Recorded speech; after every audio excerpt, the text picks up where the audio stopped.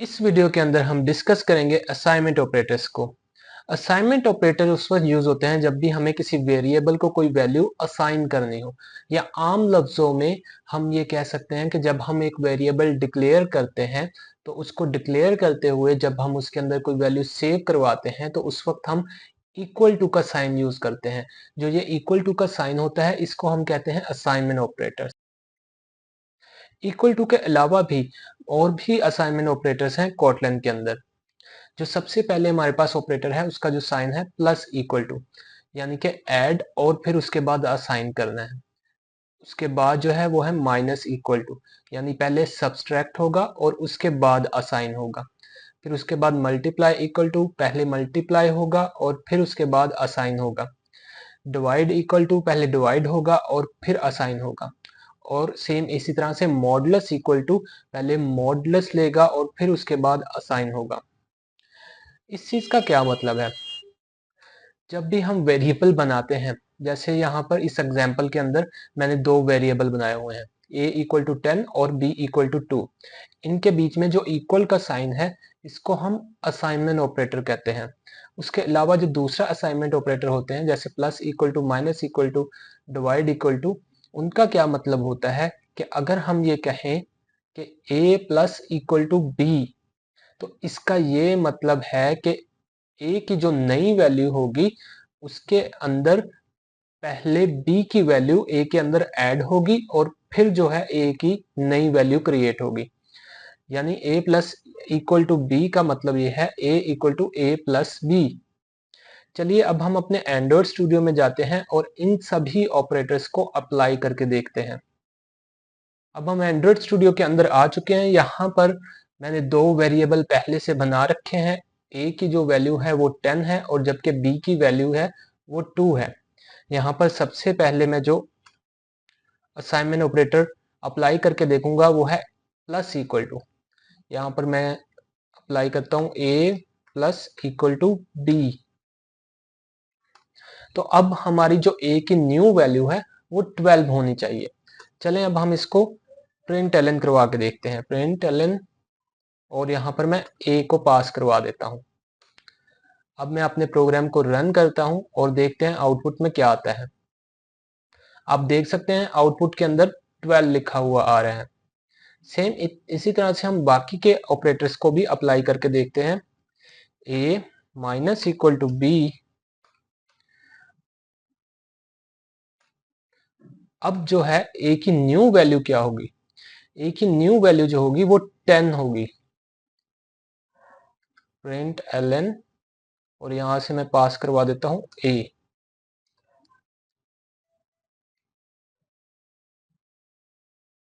आप देख सकते हैं पहले हमारे पास 12 प्रिंट हुआ और उसके बाद 10 प्रिंट हुआ। ये 10 हमारे पास क्यों आया?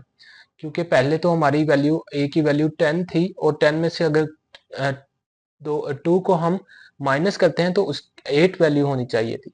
लेकिन 10 हमारे पास इसलिए आई क्योंकि हमने पहले ये असाइनमेंट ऑपरेटर यूज किया था, जिसकी वजह से ए की जो न्यू वैल्यू थी वो 12 हो चुकी थी। अब जब 12 से हम 2 को माइनस करेंगे तो हमारे पास वैल्यू आएगी 10। अब इस वक्त जो है ए की वैल्यू 10 हो चुकी है।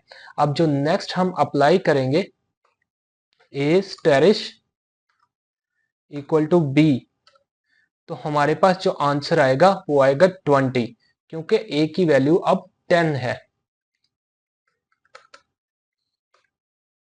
यहां से मैं ए पास करवा देता हूं और प्रिंट करवा के देखता हूं।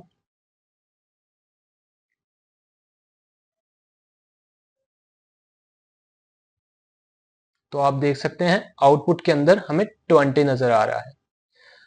अब जो नेक्स्ट ऑपरेटर हम अप्लाई करेंगे, डिवाइड का operator, A divide equal to B, println, और यहां से मैं ए पास करवा देता हूं। इसकी वैल्यू जो है हमारे पास 10 आनी चाहिए, क्योंकि ए की जो वैल्यू है अब 20 हो चुकी है। आउटपुट में आपको जो ए की न्यू वैल्यू है वो आपको नजर आ रही है लास्ट टाइम पे। अब जब 20 को हम डिवाइड करेंगे 2 पे तो हमें जो आंसर आना चाहिए वो 10 आना चाहिए। प्रोग्राम को रन करते हैं। तो आप देख सकते हैं आउटपुट में हमें 10 नजर आ रहा है। सेम इसी तरह से अपना लास्ट जो असाइनमेंट ऑपरेटर है, a modulus b, a modulus equal to b println a की वैल्यू को पास करवा देते हैं। अब जो लास्ट पे हमारी जो न्यू ए की वैल्यू है वो 10 है। 10 को जब हम डिवाइड करेंगे 2 के ऊपर तो उसका जो मॉडुलस आएगा वो 0 आएगा। अब मैं इसको रन करके देखता हूं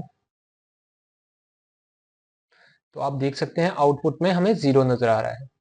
होप सो आज की इस वीडियो में आपने अंडरस्टैंड किया होगा कि असाइनमेंट ऑपरेटर्स क्या होते हैं। मैं यहाँ पर जो प्रैक्टिस फाइल है उसके अंदर कमेंट भी कर देता हूँ ताकि आपको ज़्यादा अच्छे से समझ आ सके कि जो ऊपर वाली जो स्टेटमेंट है उसका एक्चुअल में मीनिंग क्या है। A equal to a plus b, उसके बाद a equal to a minus b, a equal to a asterisk B,